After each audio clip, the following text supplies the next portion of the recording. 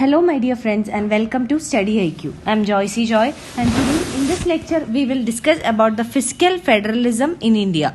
Now what is meant by fiscal federalism? The term fiscal federalism refers to the division of responsibilities with regard to public expenditure and taxation between different levels of the government. So in India we have a federal structure of government with the central government or the union government at the highest level, and we also have the state governments. So there are also local governments or the local self-governments at the third tier. So fiscal federalism refers to division of responsibilities with regard to public expenditure and taxation between central government and the state governments, that is between different levels of the government. So this is called fiscal federalism, and in this lecture we will reassess the fiscal federalism in India and what all changes are required in order to strengthen the fiscal federalism in India.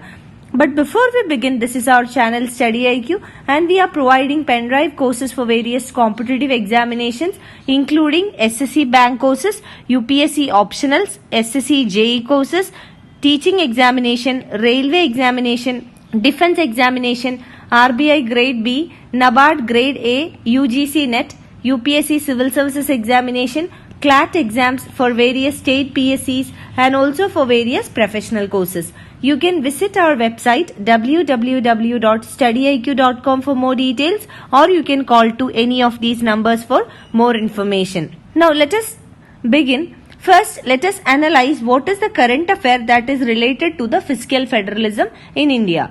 Now there has been new developments in the tax sharing formula between the central government and the state governments, especially after the coming up of GST or the goods and services tax. So there are various ongoing debates whether the Constitution of India should be amended in order to fix the proportion of shareable taxes for the states. So right now we do not have a fixed formula that will allow for a sharing of taxes between the central government and different state governments. So based on the discussions and debates whether the constitution should be amended in order to fix the proportion of shareable taxes for the states, we will understand what is the significance of fiscal federalism and what are the concerns in India's fiscal federalism and what all steps are required. So in this regard, let us first analyze what is the significance of federalism in India. So federalism in India or in any country determines the structure of the government. So federalism means the powers of the government is shared between the central government and the state government. So it definitely or necessarily means that there is a structure evolved out of federalism in any country. So structure of a government is largely determined by whether the government is of a federal character or not. So federalism has a direct linkage with the structure of the government, and definitely a structure of the government is one important factor that will determine the efficiency of the functioning of the particular government. And especially with regard to large countries with diverse factors, it has been felt that only a federal structure or a federal character can effectively and efficiently meet the requirements of people from different regions. So for example, India is a diverse country. So a federal character to the Indian government will help in meeting the needs and demands of diverse categories or diverse regions. So for a large country and a diverse country, federal structure of a government is highly recommended. There would be different preferences for different areas, different regions, different people. So this can be effectively met by various state governments at the state level and overall the central government at the union level. Now, if we look into the history, provincial autonomy was regarded as an integral part of the freedom movement. So this provincial autonomy was also demanded because it was felt that different regions have their own demands. So therefore each province should get their own autonomy in order to decide on their day-to-day matters. So if we look at the history also, autonomy to different provinces or regions were important. So in this context, federalism plays a very important role in bringing in efficiency and effectiveness in meeting the demands of different regions and different people.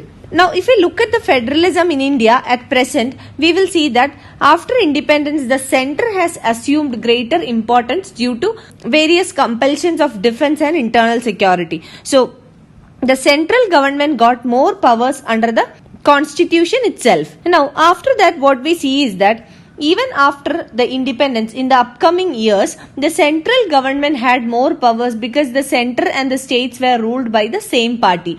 So, because of this, the federalism in India was weakening, and the economic planning under the 5-year plans were also undertaken at the national level. So, this also gave certain powers or more importance to the central government as compared to the local governments or the state governments. So, we will see that at present the federalism in India is favorable towards the union government or towards the central government. Now, coming to the challenges in fiscal federalism, let us see what are the challenges of fiscal federalism in India. So, in the beginning, we have seen what is fiscal federalism.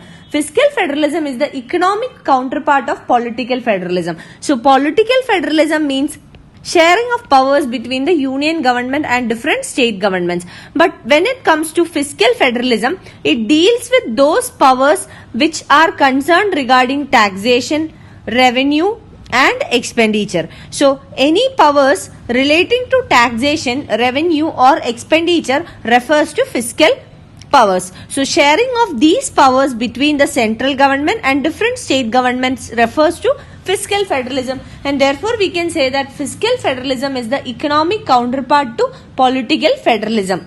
And the fiscal federalism assigns functions to different levels of the government and also offers appropriate fiscal instruments for carrying out these functions. Now, here lies the most important challenge. Determination of this specific fiscal instruments is the biggest challenge. For example, the assignment of tax. For example, in India, the income tax is levied by the central government, and this is shared by the state governments. So, the central government collects or levies the income tax, and this is shared with the states. And given the possibility of an imbalance between the resources and the responsibilities, many countries have a system of intergovernmental transfers. Now, let us understand what are the concerns in India. Now, coming to Indian Constitution, the constitutional provisions in India, Indian Constitution lays down the functions as well as taxing powers of the center and the states. So, Constitution itself provides for various provisions that will provide powers to both the central government and the state governments with regard to sharing of taxes. And along with the constitutional provisions, we have the Finance Commission. So, Finance Commission will address the issues relating to vertical as well as horizontal imbalances of taxation sharing. So, here vertical means the sharing of taxes between the states and the center, or the center and the states. Now, horizontal sharing of taxes or sharing of resources means between states, how is the resources shared or how is the revenue and taxation shared. This is also addressed by the Finance Commission. So, along with constitutional provisions, we also have a Finance Commission that will deal with any issues that relates to the vertical and horizontal distribution or an imbalance of the resources and taxes. Now, the central government does not only confine to the recommendations of the Finance Commission while deciding what should be the proportion of the resources or taxes to be given to the states. So, the center uses other sources as well. Until recently, the recommendations of the Planning Commission were used. So, Planning Commission will lay down plans and policies that will define what should be the resource sharing to different states. So, central government uses other channels as well, and there are also provisions for discretionary grants of the center to the states. So, other sources like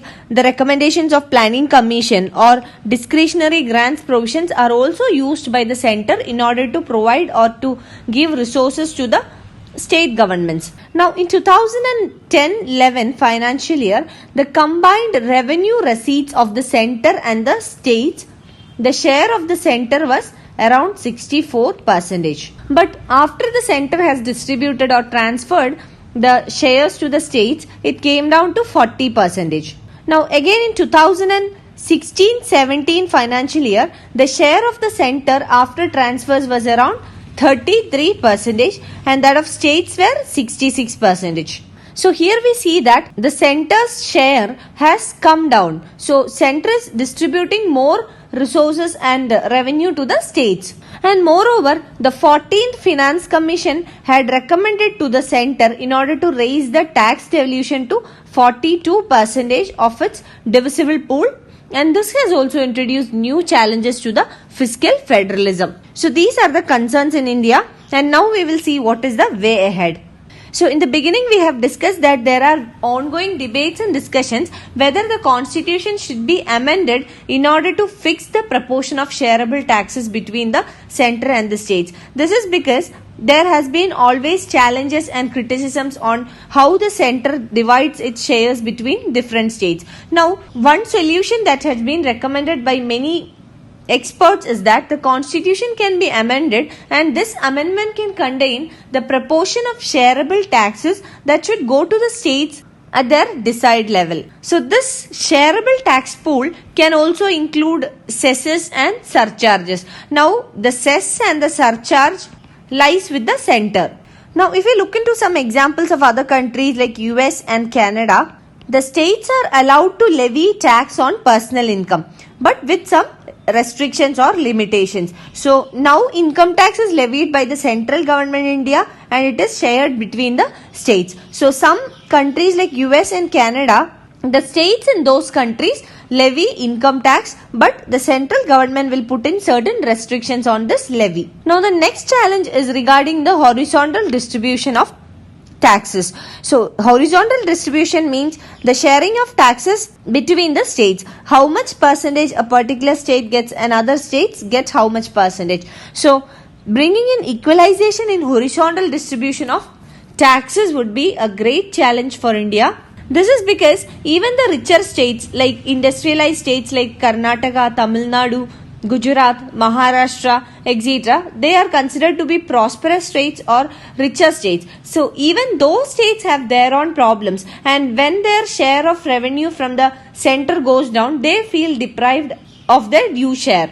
So bringing in equalization is a major challenge in the fiscal federalism in India. You can find the PDF of this lecture on my Facebook page, and also for any queries regarding your preparations, you can get in touch with me on my Facebook page, or you can write to me at joyce.studyiq@gmail.com, and you can also follow my Facebook page for more of my video updates. Thank you.